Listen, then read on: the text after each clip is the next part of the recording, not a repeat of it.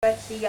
Assalamualaikum warahmatullahi wabarakatuh. Perkenalkan, nama saya Ina Ulandari, NIM 2022-10083.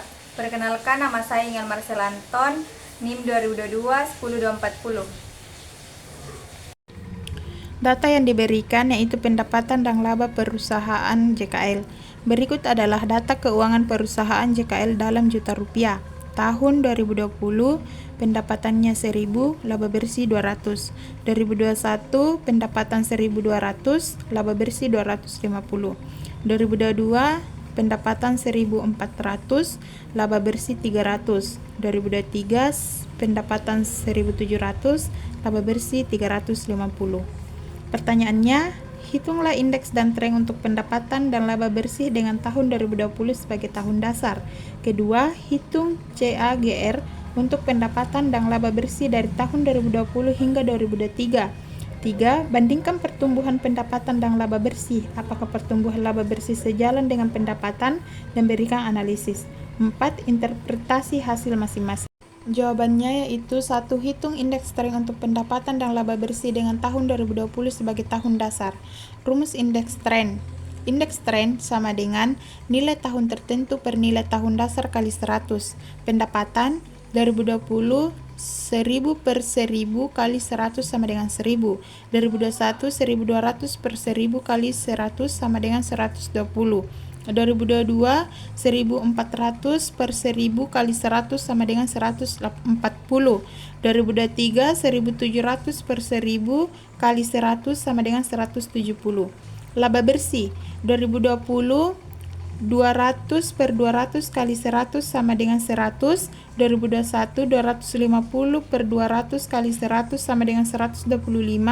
2022 300 per 200 kali 100 sama dengan 150. 2023 350 per 200 kali 100 sama dengan 175.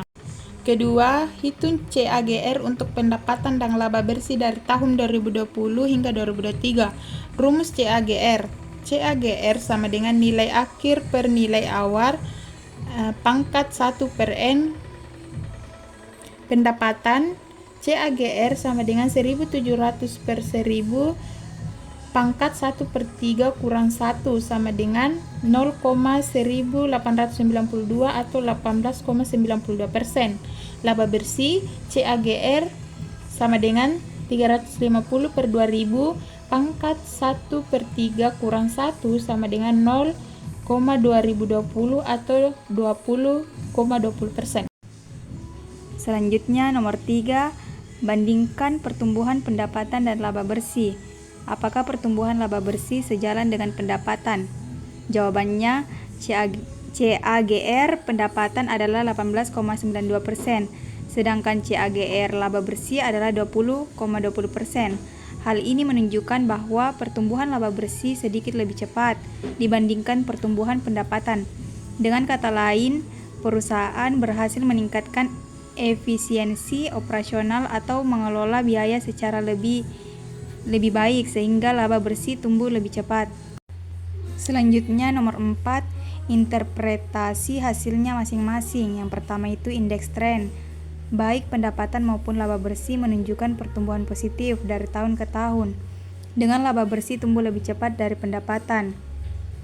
CAGR, laju pertumbuhan tahunan rata-rata, menunjukkan performa yang solid, terutama untuk laba bersih yang sedikit lebih tinggi dibandingkan pendapatan.